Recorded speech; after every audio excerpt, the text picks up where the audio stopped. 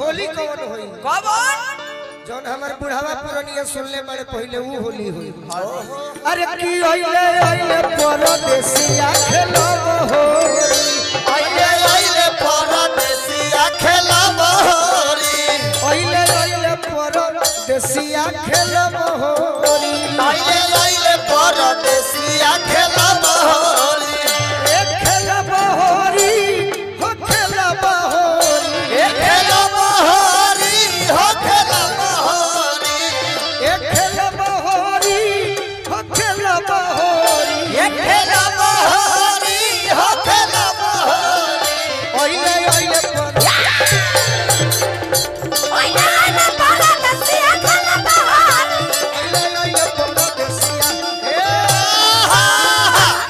तनी भेटाई लगा अभी औरी खाली खुश रही सब अरे घर आई ओइले खेलब होली खेलब ओइले परदेसिया खेलब और का कहता अरे जब परदेसिया दुआरवा पयइले जब परदेसिया दुआरवा पयइले जब परदेसिया दुआरवा पयइले जब परदेसिया दुआरवा पयइले तू गाना पर ध्यान दे बबुआ दिमगवे डैरी ह कतना खोलो हम दोसर खोजते जौन कहत तनु कुछ कर ई भगवानी ला खोजत अरे जब परदेसिया दुआरवा पयइले जब परदेसिया दुआरवा पयइले अरे खिड़की से जाई जाई झके गोरी एहे खिड़की से जाई जाई झके गोरी अरे खिड़की से जाई जाई झके गोरी एहे खिड़की से जाई जाई झके गोरी ओइले ओइले परदेसिया खेलब होली ओइले ओइले परदेसिया खेलब होली ओइले ओइले परदेसिया खेलब होली ओइले ओइले परदेसिया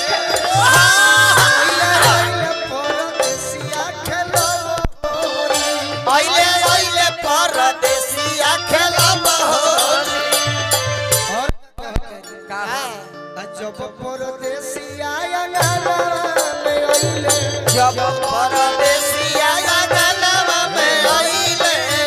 जब परदेसिया अंगना में ओइले जब परदेसिया अंगनवा में आइले अरे हंसी हंसी खूब बतिया रे गोरी अरे हंसी हंसी खूब बतियावे गोरी अरे हंसी हंसी खूब बतिया रे गोरी अरे हंसी हंसी खूब बतियावे गोरी ओइले ओइले परदेसिया खेलब होली ओइले ओइले परदेसिया खेलब होली ओइले ओइले परदेसिया खेलब होली ओइले ओइले परदेसिया ए हा ओइले ओइले परदेसिया खेलब होली ओइले ओइले परदेसिया खेलब होली जब परदेसिया से जरिया पयइले जब परदेसिया से जरिया पयइले जब परदेसिया से जरिया पयइले जब परदेसिया से जरिया पयइले जतने घावा खइबू ओतने ठीक रही तने शरीर नरम अरे जब परदेसिया से जरिया पयइले जब परदेसिया से जरिया पयइले अबीर खूब गाल में लगावे गोरी अबीर खूब गाल में लगावे गोरी अबीर खूब गाल में लगावे गोरी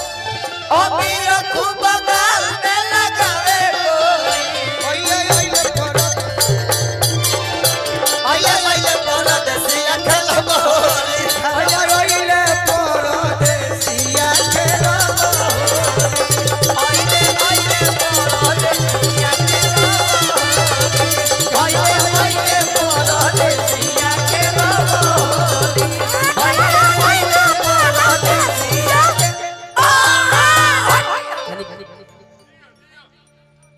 में को भगवानपुर गांव होका बनू तो दू आदमी बोले कि जी हां जी पहलवान से याद आइला रुरा गांव में कोई पहलवान बड़े बहुत कहले कि फलाना द्वार पर चल जई हो हाँ वो पहलवाने हो हाँ फलाने के द्वार पर जइबो हाँ जी वो पहलवाने हो पहले माने 15-16 गो नाम बता दी हले कि उनका द्वार पर जइबो हाँ जादू जी भी जइबो तो वो पहलवाने बड़े हाँ बाबू साहब भी जइबो तो वो पहलवाने बड़े हाँ पंडित जी भी जइबो तो वो पहलवाने बड़े हाँ अब विकास भैया भी ये बहु रह हो बबुआ